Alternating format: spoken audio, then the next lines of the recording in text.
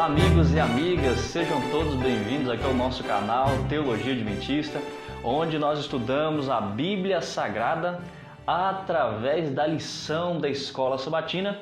E neste trimestre nós estamos estudando esse tema magnífico, que é o amor e a justiça de Deus. E nós hoje já iremos para a lição número 7, o problema do mal.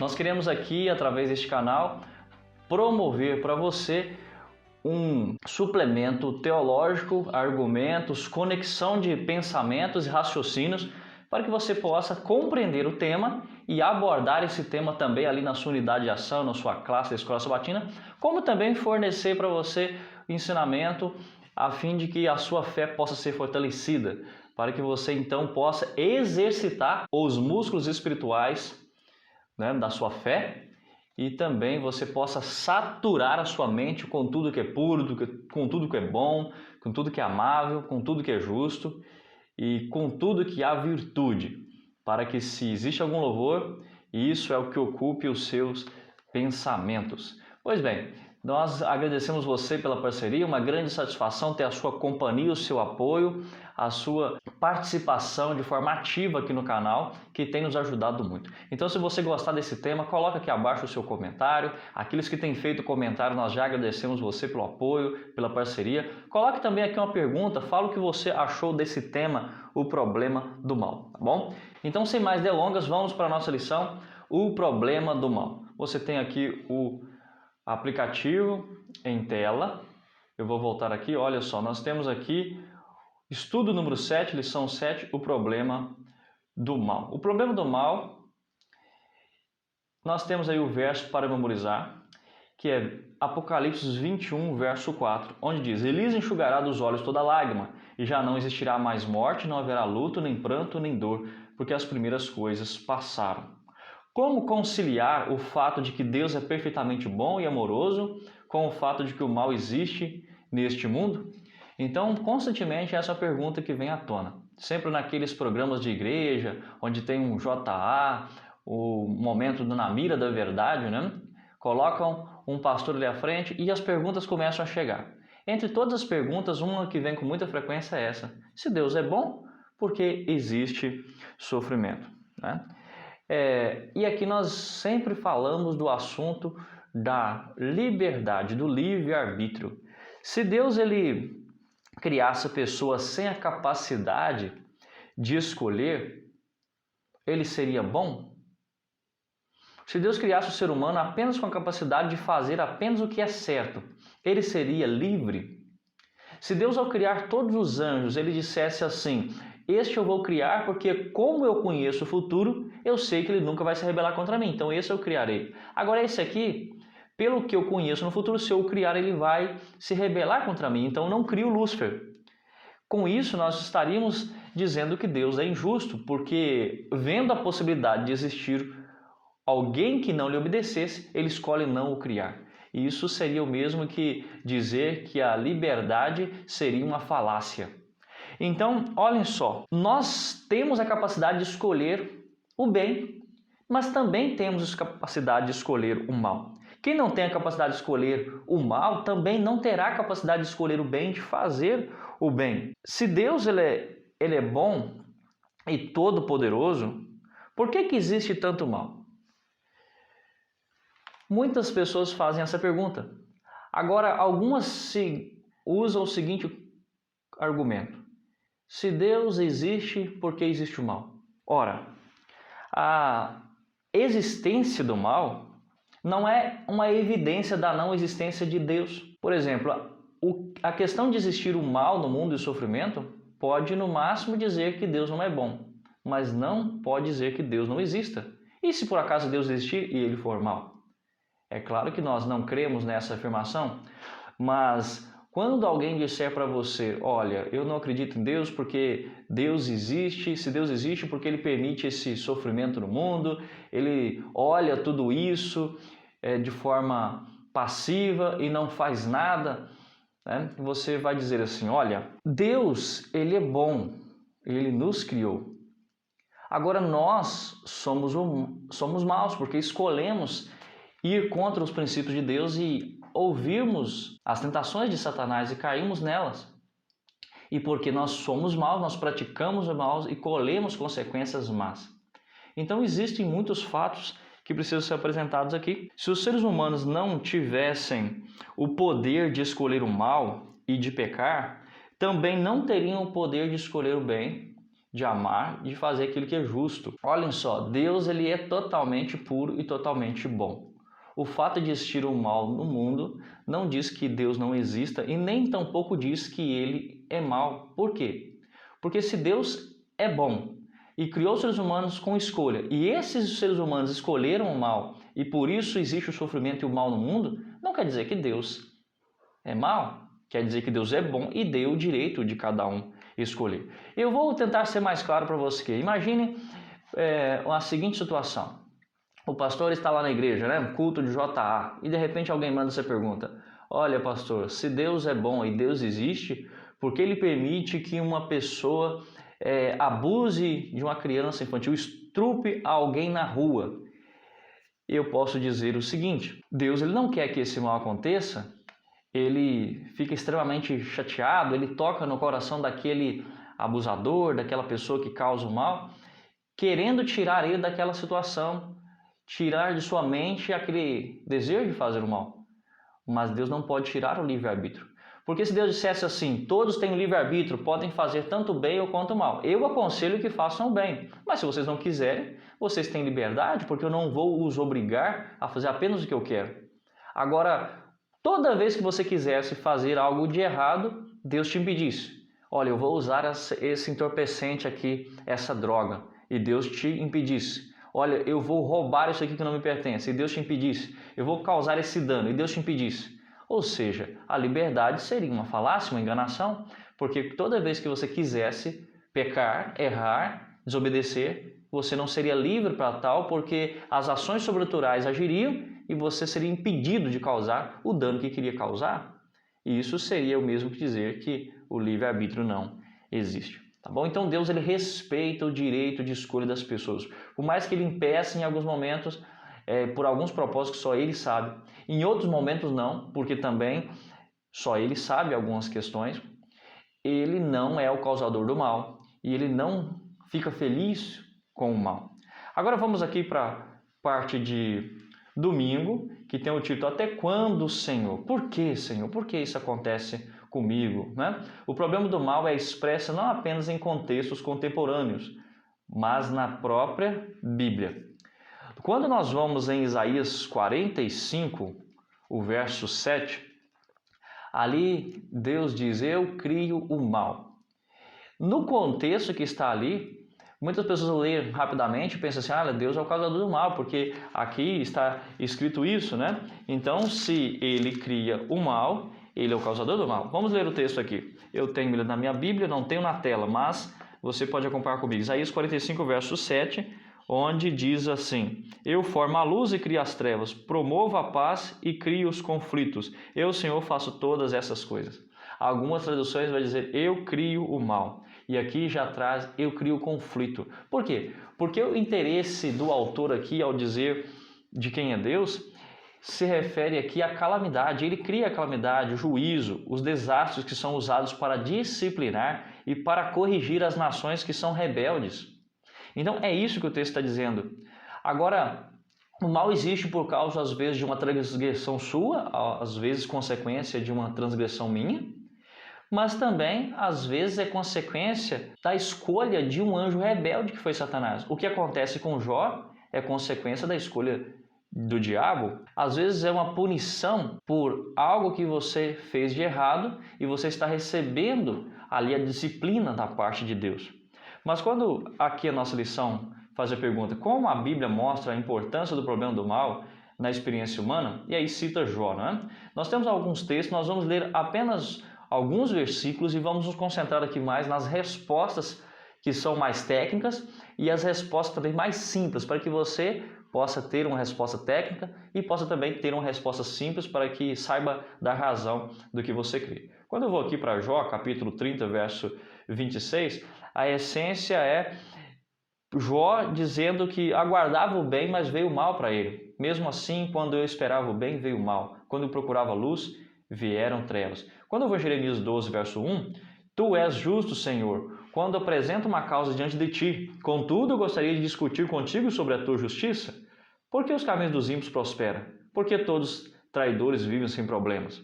Então, esse é um texto interessante. Senhor, eu confio no Senhor, mas gostaria de argumentar, eu gostaria de discutir contigo com respeito a esse assunto para que eu possa entender bem. E isso não é pecado, você pode questionar, você pode raciocinar, você pode tentar entender os argumentos de Deus para que você compreenda melhor, o respeite mais, tema a Deus de todo o seu coração. Agora, por que os ímpios prosperam e os traidores vivem sem problemas? Nós vamos estudar isso daqui a pouco quando nós chegarmos aí na parte de terça-feira, quando fala do Salmo de Asaf, tá certo?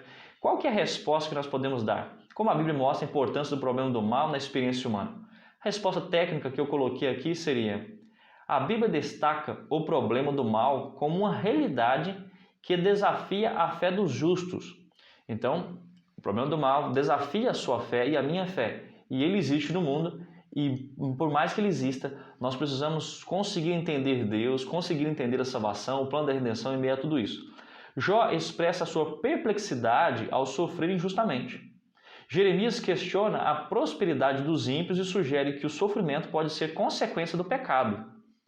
Malaquias já aponta a frustração do povo ao ver a impunidade dos maus, e os salmos refletem a sensação de abandono diante da adversidade. Esses textos mostram que a luta contra o mal é central na experiência humana e impulsiona a busca por respostas em Deus. Então, esse é um elemento que faz nos conhecer, investigar, procurar, mais propriamente dito, a solução da pergunta: até quando, Senhor? Por que o mal? Quando nós vamos para a pergunta, ainda na pergunta 1, nós podemos dizer que nem todo mal é consequência do seu pecado. Alguém certa vez disse: olha, precisamos entender a diferença de disciplina, a diferença de provação, né? A disciplina é um castigo que Deus opera sobre a nação por ser rebelde, por continuar nos caminhos que ele tantas vezes disse que eram maus.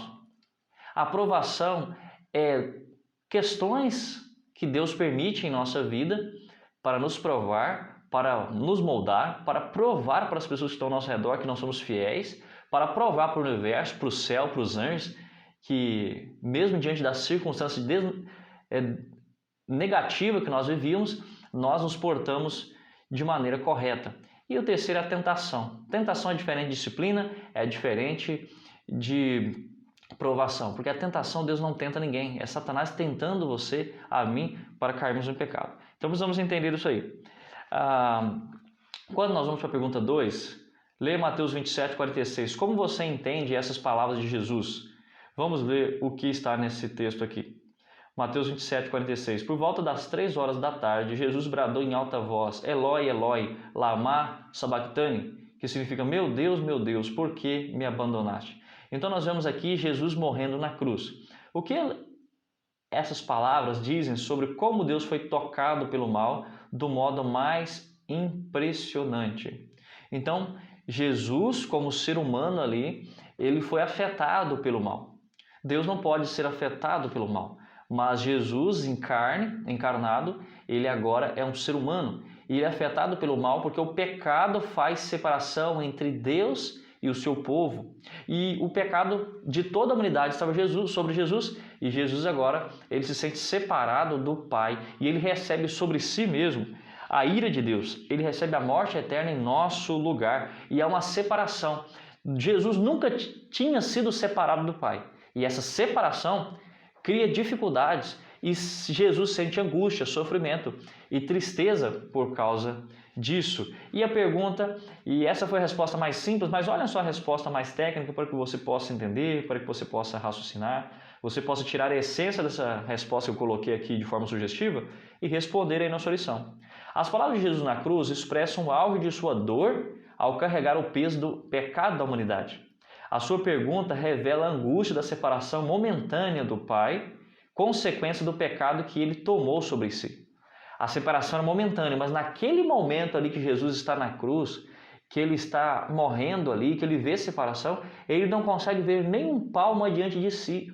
Ele não consegue entender nem mensurar tudo o que ele estava fazendo e não sabia se seria aceito a sua oferta. Ele não saberia se ele conseguiria salvar a humanidade com a sua oferta. Por isso, é uma separação momentânea, mas para ele é algo muito mais intenso, porque ele não conseguia vir além ali do túmulo. Esse clamor demonstra como Deus foi profundamente tocado pelo mal, pois Cristo, sendo inocente, experimentou o abandono e a justiça divina em nosso lugar. Esse foi o momento mais impressionante em que Deus enfrentou o mal diretamente, oferecendo a redenção ao mundo, né? Agora tem uma perguntinha aqui no final que fala assim, na cruz, Jesus ansiava por uma esperança que naquele momento não conseguia vir, como eu expliquei. Como obter conforto de sua experiência quando não vemos esperança à nossa frente? Então, a visão, a experiência de Jesus na cruz nos ensina algo. O conforto na experiência de Jesus na cruz vem do fato de que, mesmo sem ver a esperança naquele momento, ele confiou no Pai e cumpriu o seu propósito. Quando enfrentamos situações em que não enxergamos a saída, podemos seguir seu exemplo, lembrando que nossa percepção era limitada, mas Deus continua presente e no controle de tudo, né? A certeza do amor e das promessas divinas nos sustenta, assim como após a cruz veio a ressurreição. Assim mesmo, na escuridão, podemos confiar que Deus tem um plano e que a esperança, ainda que oculta, ela é real. Então, nós precisamos entender que nossa percepção é limitada, Deus está ali conosco e quando enfrentamos dificuldade, nós podemos enxergar saída, porque os problemas podem ser momentâneos, tá bom? Então, aqui nós vamos para a parte de segunda-feira, que tem como título Há muitas coisas que não sabemos. Você e eu temos uma mente limitada, pequena, incapaz. E quando olhamos para o mundo, nós percebemos que existem muitas e muitas coisas que não compreendemos, que não sabemos explicar. Se não há um consenso, nem mesmo entre profissionais acerca de alguns fatos, porque algum profissional da área de medicina pode dizer algo e um outro da mesma área pode dizer totalmente o contrário. Um profissional da área química traz um experimento à tona e diz que suas conclusões é A, mas outro profissional da mesma área química vai chegar a conclusões B. Se não existe um consenso, nem mesmo sobre coisas palpáveis, coisas visíveis, coisas que são estudadas há muitos e muitos anos, quem dirá entendermos elementos sobrenaturais, elementos que estão em uma ordem elevada de coisas, em uma esfera divina? Nossa mente é limitada. E porque a nossa mente é limitada, nós não conseguimos dar razão de todas as coisas. Por isso nós não sabemos de muitas coisas. E é quando fala da história de Jó, temos aqui Jó para lermos, 38, verso 1 ao 12, como a resposta de Deus a Jó lança luz sobre o problema do mal. Nós percebemos aqui no texto em que Deus ele não traz respostas para os questionamentos de Jó. Pelo contrário, ele faz perguntas a Jó, demonstrando para Jó que a sua mente era limitada e que ele não tinha razões para fazer os questionamentos que ele estava fazendo devido à sua posição. Sua posição era de um ser humano em um mundo pequeno, enquanto Deus é um Deus grandioso que atua em todo o mundo e coordena tudo. E nós vemos as perguntas que Deus começa a fazer para Jó, para que Jó possa entender os seus questionamentos. Verso 2. Quem é esse que obscurece o meu conselho com palavras sem conhecimento? Ou ele diz no verso 3 que vai fazer perguntas e Jó terá que responder. Onde você estava quando lancei os alicerces da terra? Ele pergunta no verso 4. No verso 5 ele diz, quem marcou os limites das suas dimensões? Não é mesmo? Nós temos no verso 6, e os seus fundamentos, sobre os que foram postos? Quem colocou a pedra de esquina, enquanto as estrelas matutinas juntas cantavam e todos os anjos regozijavam? Quem represou o mar? Né? Quem colocou o limite no mar, ali na praia, para que ele não sobrepusesse sobre as cidades, sobre a terra e sobre os seres humanos? Quem foi que lançou os alicerces da terra? Olha, você, Jó, não estava presente nesse momento. Você não compreende coisas como essas que eu estou perguntando aqui, que são visíveis a você. Quem dirá se você vai entender aspectos que são de uma dimensão espiritual? Por isso, ele explica tudo isso e mostra para Jó que nós não temos uma visão ampla sobre os aspectos sobrenaturais, né? O macro é visto por Deus, mas apenas o micro é visto por nós. Então, nossa mente ela não é preparada e Deus às vezes permite o sofrimento para a nossa aprovação, por nosso aperfeiçoamento, para a nossa aprovação na caminhada cristã. Então, vamos aqui para as respostas e eu respondi assim, o que sabemos e o que não sabemos a respeito do que pode estar acontecendo nos bastidores do grande conflito. A resposta de Deus a Jó destaca sua soberania e sabedoria, revelando que há dimensões do universo que estão além da compreensão humana. Deus não explica diretamente o sofrimento de Jó, mas o convida a confiar nele, mostrando que o seu domínio vai muito além da experiência humana. Isso lança luz sobre o problema do mal ao enfatizar que nem sempre sabemos o que está acontecendo nos bastidores do grande conflito. Sabemos que Deus está no controle, que o mal não terá a última palavra e que há um propósito maior sendo cumprido. No entanto, meus queridos, não temos todas as respostas sobre o porquê imediato do sofrimento e nossa segurança está na confiança no caráter de Deus. A resposta que temos e há algumas que não temos. Por isso é importante confiar em Deus, crer em suas promessas, perceber que se muitas das vezes nós falamos para nossos filhos que eles precisam confiar em nós, mesmo não entendendo algumas coisas, imagine nós também precisamos confiar em Deus mesmo quando não entendemos alguns aspectos. E nós seremos bem-sucedidos se fizermos isso. Na pergunta 4, leia Jó 42:3, como a resposta de Jó mostra o que devemos reconhecer sobre nossa própria posição. Jó 42:3 diz assim, tu perguntaste, quem é esse que obscurece o meu conselho em conhecimento? Certo é que falei de coisas que eu não entendia, coisas tão maravilhosas que eu não poderia saber. A resposta de Jó reconhece a sua limitação diante da grandeza de Deus. Ele admite que falou sem o pleno entendimento do que há no propósito divino que ultrapassa a sua compreensão.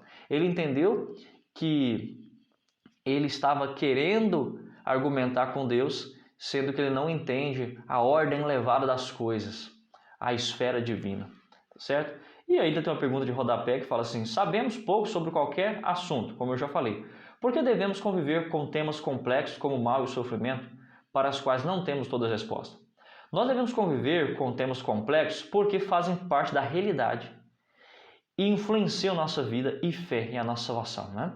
Mesmo sem todas as respostas, buscar entendimento nos ajuda a crescer espiritualmente, desenvolver resiliência, fortalecer nossa confiança em Deus. Além disso, ao refletir sobre essas questões, podemos consolar e orientar outros também a enfrentar dúvidas e sofrimentos. Teve um momento na minha trajetória espiritual que esse assunto era um assunto muito difícil para mim, em que eu também buscava respostas e eu não tinha as respostas que eu queria. E isso me fez cada vez ir mais à Bíblia, a ler mais livros, a raciocinar, a experimentar o assunto com mais convicção, com mais profundidade.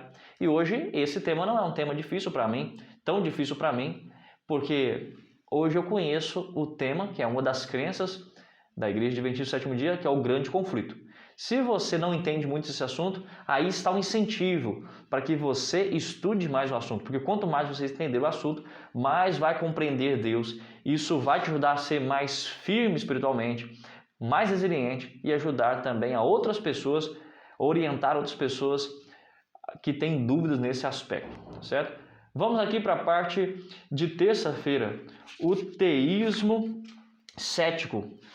Então, olhem só, aqui citou Isaías 55, verso 8 e 9. Né? Os meus pensamentos não são os pensamentos de vocês, e os caminhos de vocês não são os meus caminhos, diz o Senhor. O que nós percebemos aqui? Pela condição micro que nós vemos, ou seja, por termos uma visão apenas superficial, ao nosso redor, uma visão micro, nós não compreendemos o macro, o total, em toda a totalidade, os outros mundos que existem, os anjos que estão a observar os seres humanos aqui na Terra, né? A questão de Satanás, que era um anjo do céu, mas que se rebelou e foi expulso de lá, e Deus o permite continuar existindo para demonstrar que o mal não compensa, e demonstrar para o próprio Satanás que pessoas que vivem em circunstâncias negativas podem sim viver e obedecer à sua lei. Porque o que está em questão é o que? Aqui é o que? Satanás vivia no céu, em um lugar puro, um lugar onde não existia nada de ruim, nada de errado, nada desfavorável, nada negativo. E mesmo assim ele pecou. E agora Satanás e os anjos que ficaram ao seu lado são expulsos. E existe o ser humano, nós que estamos nesse mundo, desfavorável, negativo, já com pecado, com a degradação moral e degradação na natureza, em aspectos físicos. Mais de 6.000 anos nós carregamos essa carga genética e essa condição do planeta. E mesmo assim, nós hoje obedecemos a Deus, aqueles que obedecem a Deus obedecem por livre e espontânea vontade. Então Deus vai dizer assim para Lúcifer: está vendo, Lúcifer? Está vendo, Satanás? Você não foi obediente a mim e fiel a mim em uma circunstância favorável. Mas esse povo que você tenta, que você oprime, mesmo com tudo isso, com todo o sofrimento, com toda a violência, com todas as dúvidas, com toda essa visão limitada, mesmo assim eles me obedecem. Eles são fiéis a mim. Eles são fiéis. É possível servir ao Senhor e ser-lhe obediente através do amor e não através da dor. Isso será o argumento de Deus contra Satanás, contra o mal, e para que todo o universo, anjos caídos e seres que vivem em outros mundos, possam entender que a salvação é para todos, que a salvação, que tudo que Deus podia fazer para salvar a humanidade, Ele fez, e que o mal não compensa. Então, quando nós vamos aqui para a pergunta de número 5, como o salmista lidou com o mal e a injustiça ao seu redor, o que ele percebeu que o ajudou a ver a realidade de maneira diferente? Nós temos aqui Asaf no Salmo 73, e ao contemplar o mal ali, tudo que o mal faz, a prosperidade dos ímpios, em contraste com a falta de sucesso dos justos, Asaf quase duvidou de Deus, ele quase se apostatou. Ele disse: ao contemplar na janela os ímpios e a sua prosperidade, quase que meus pés resvalaram, quase desanimei. Eu comecei a ficar triste em ver que os ímpios prosperam enquanto os justos não prosperam. E isso fez com que ele duvidasse de Deus, quase duvidou, né? Quase apostatou. Só que ele, um momento, no texto diz, até que eu entrei no santuário de Deus. E o que ele viu no santuário de Deus? Ele percebeu que a recompensa dos ímpios eles recebem aqui na terra.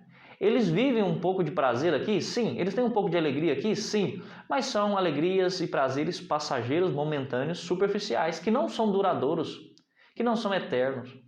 Tá certo? Agora os justos vão receber uma herança imensurável, eterna, duradoura, plena, completa.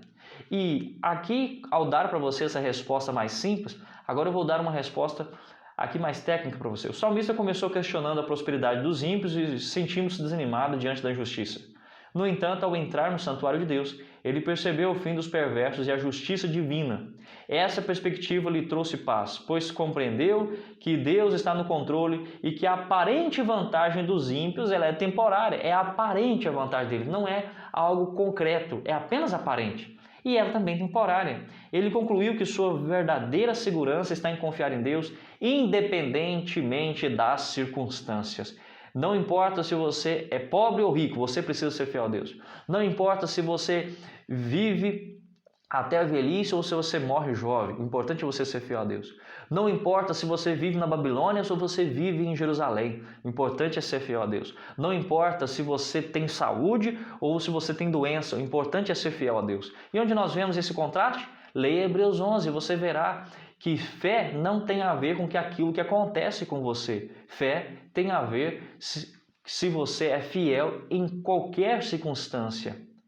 Se você vive ou se você morre, se você fica ou se você vai, né? Se você tem aquilo que você tanto almejou ou se você não tem, se você é pobre ou rico, não tem nada a ver com isso. Tem a ver se você é fiel, independente das circunstâncias. Agora, no rodapé aqui da nossa lição de terça-feira, traz uma pergunta muito significativa, que fala assim: o entendimento adventista do santuário e do juízo investigativo nos ajuda a compreender o problema do mal? Você se alegra em saber que, embora tenhamos perguntas, os detalhes sobre a história e os juízos de Deus serão revelados no fim? Sim, é muito importante porque, olhem só, existe o juízo investigativo. Enquanto eu e você estamos passando aqui por essas provas, por essas dificuldades aqui no mundo de sofrimento e de dor, os anjos estão ao nosso redor ministrando em nosso favor. O Espírito Santo está sendo dado a nós para nos auxiliar. Ele é o nosso consolador. E enquanto isso, Jesus está no santuário celestial, no santuário, no lugar santo do santo,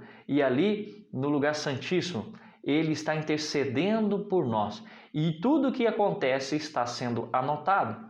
E isso ajuda a compreender o problema do mal, pois mostra que Deus está conduzindo a história com justiça e misericórdia.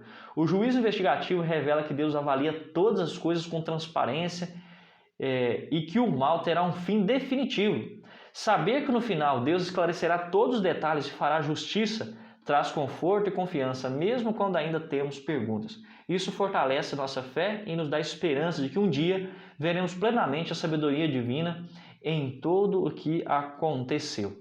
Quando você tiver a oportunidade, leia o livro Eventos Finais. No livro Eventos Finais, no último capítulo, A Herança dos Santos na Luz, ali traz um texto muito significativo que ele também está expresso ali no final do último capítulo também do livro Educação, onde mostra que um dia todas as suas perplexidades, aquilo que você não entende, será esclarecido. Como se Deus, quando você chegasse no céu, mostrasse as várias rotas que existem no GPS. Ele vai mostrar para você a rota que ele escolheu para você e as várias outras rotas alternativas que existiam. E ele vai dizer para você e para mim assim: olha, meu filho, essa foi a rota que eu escolhi para que você passasse, por causa disso e disso e daquilo. E aqui tem as outras rotas. Eu escolhi que você passasse por essa por causa disso e disso e disso. E você, ao contemplar todas as rotas, você vai dizer: Senhor, sabendo de tudo isso que eu sei agora, eu também não teria escolhido nenhuma outra rota a não ser essa que o Senhor escolheu para mim. Olha só que interessante.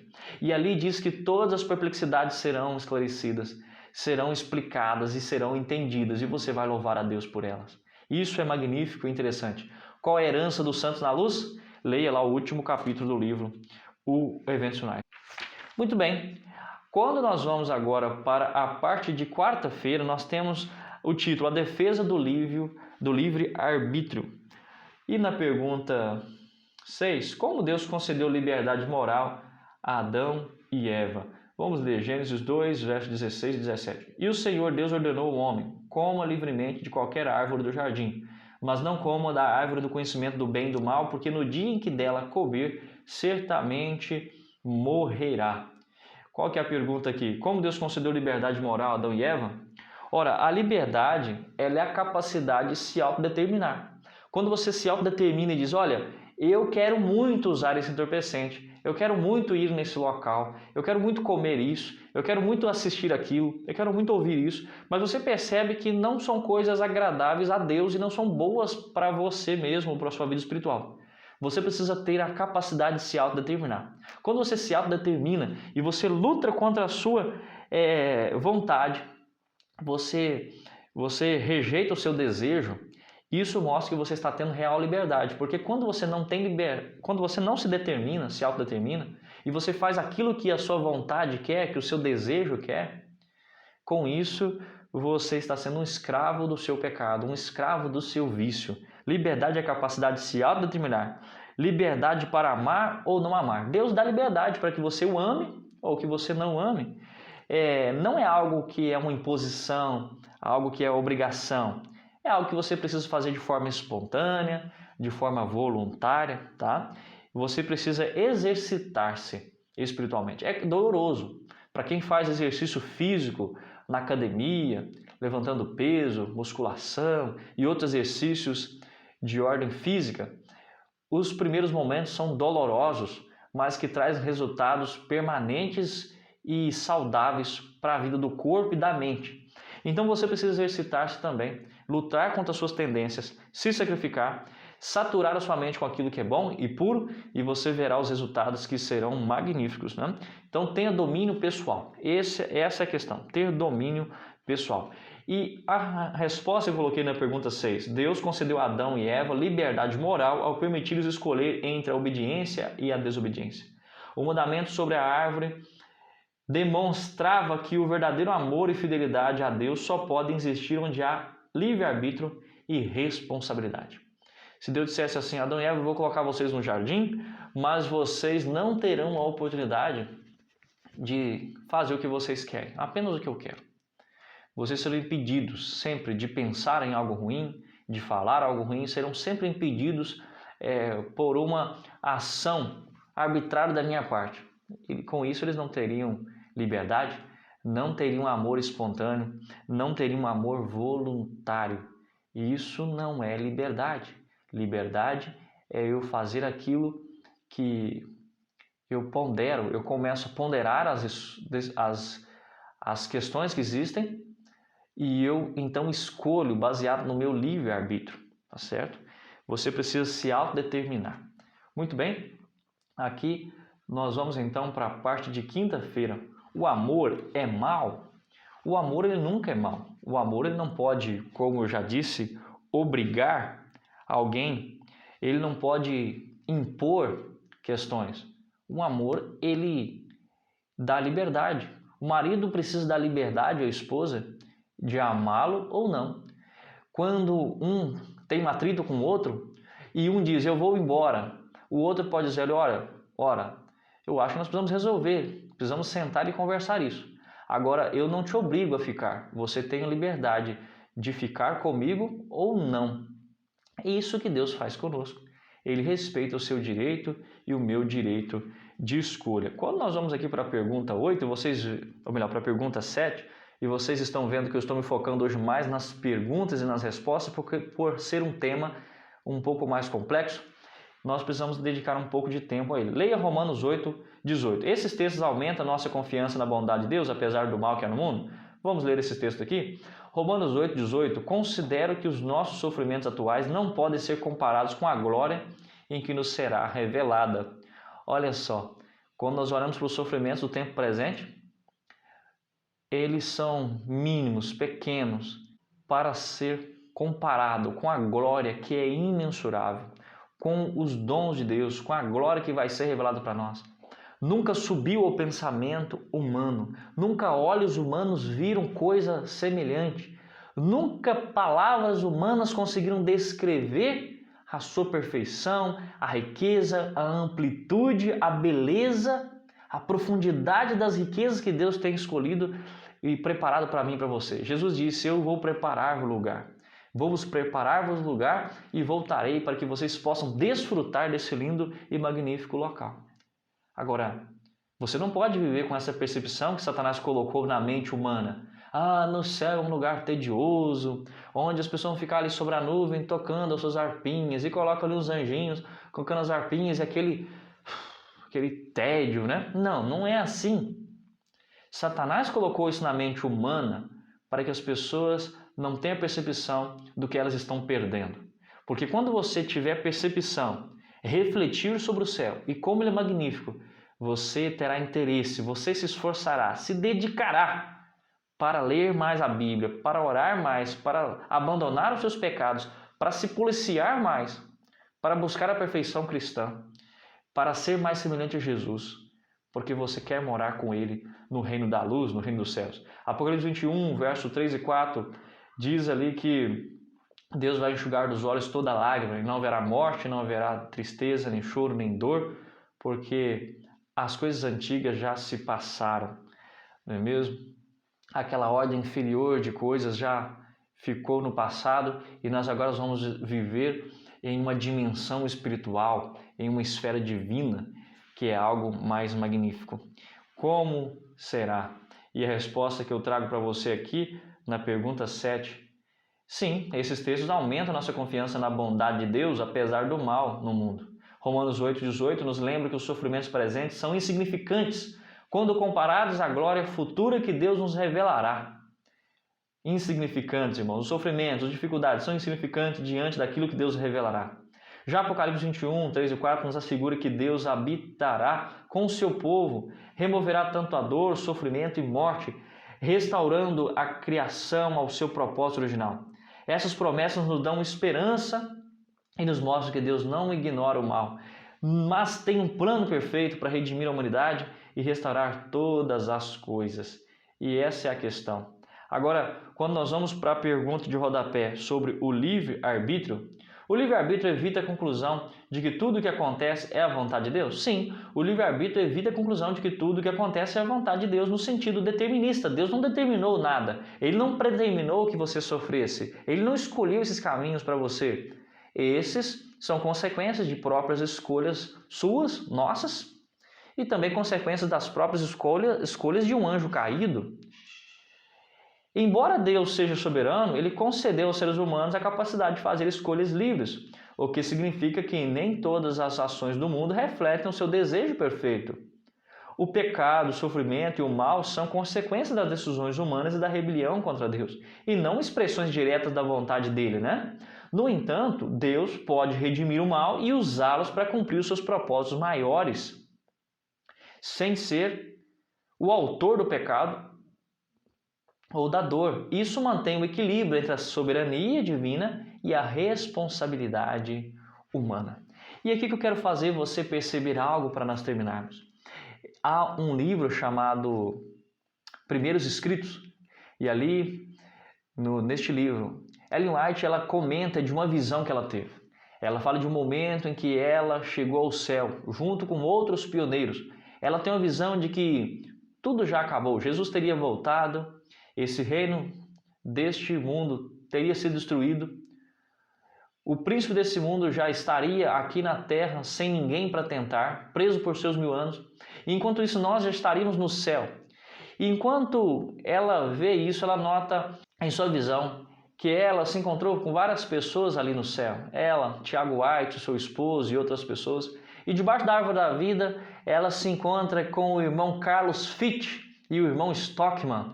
Irmãos que tinham morrido, falecido antes do desapontamento de 22 de outubro de 1844. E de repente esses irmãos empolgados, com um abraço caloroso, ali cumprimentam-se. E ele pergunta, eles dois perguntam para o irmão White e para o irmão Tiago White: como foi as coisas que vocês passaram depois que nós morremos? Depois de nossa passagem, o que aconteceu ali? Foi difícil? Foi sofrido? E Ellen White começa a pensar nos maiores desafios, nas maiores dificuldades, nos maiores sofrimentos que eles enfrentaram depois de que esses irmãos haviam morrido. E ela então diz uma frase em inglês dizendo assim: Aleluia! The heaven is chief enough. Que significa: o céu vale qualquer sacrifício, é muito barato e suficiente. O sofrimento que nós tivemos na terra é barato demais em comparação com esse lugar lindo e magnífico, com comparação com a herança dos santos na luz. O sofrimento que passamos não é nada, né? O céu vale qualquer sacrifício que tenhamos passado. Qualquer sofrimento que você passe na sua vida presente não é nada comparado com a glória daquele local magnífico que Deus tem preparado para você e para mim. Tudo que eles viveram, que era agora na terra comparado com muito sofrimento, é algo insignificante diante da glória celestial, né? Meus queridos irmãos, todo sofrimento que você é chamado a suportar pode ser para que você demonstre diante do universo que você foi provado e aprovado e que você está salvo porque você aceitou as bênçãos e os dons que Deus resolveu te dar de graça, e você vive agora com base nessa graça, que não é uma graça apenas perdoadora, mas uma graça redentiva, transformadora, regeneradora. Por isso, você e eu somos hoje chamados a vivermos com fé, com determinação, com coragem, sabendo que Deus está no controle do mundo. Não fique preocupado, não fique com medo diante das circunstâncias negativas dessa vida, diante das circunstâncias desfavoráveis, mas que você creia que Deus está no céu e Ele conduz a nossa vida na terra, e que um dia todas as nossas frustrações serão esclarecidas, todas as nossas dúvidas terão respostas, e é por isso que você precisa confiar em Deus, por mais que você não entenda, por mais que eu não entenda. Deus é o Criador de todas as coisas e quer o bem para você. Gostaria você hoje de entregar a sua vida mais plenamente a Deus? Gostaria você de confiar plenamente nele, por mais que você não entenda? Gostaria você de conseguir, de aproveitar as dificuldades e as angústias e as faltas de respostas que você tem para continuar estudando mais a Bíblia? Então aqui está o meu desafio. Eu estimulo você, eu desafio você para que você estude mais a Bíblia, mais o Espírito de profecia. Elimine a concorrência que existe ao seu redor. Elimine a concorrência. Não gaste seu tempo com aquilo que é superficial, com aquilo que é fútil, com aquilo que é passageiro, como as pessoas desse mundo gastam. Não gaste seu tempo com filmes, com novelas, com séries. Não gaste seu tempo com videogame. Não gaste seu tempo com aquilo que não vai te levar a lugar algum. Mas gaste o seu tempo com aquilo que é duradouro, com aquilo que é verdadeiro, com aquilo que é pleno, com aquilo que é eterno, com aquilo que um dia você vai conseguir mensurar e perceber a beleza e a grandeza. Aqui fica o meu desafio para você. E nós nos encontramos semana que vem para estudar a lição da próxima semana. Até lá, que Deus te abençoe.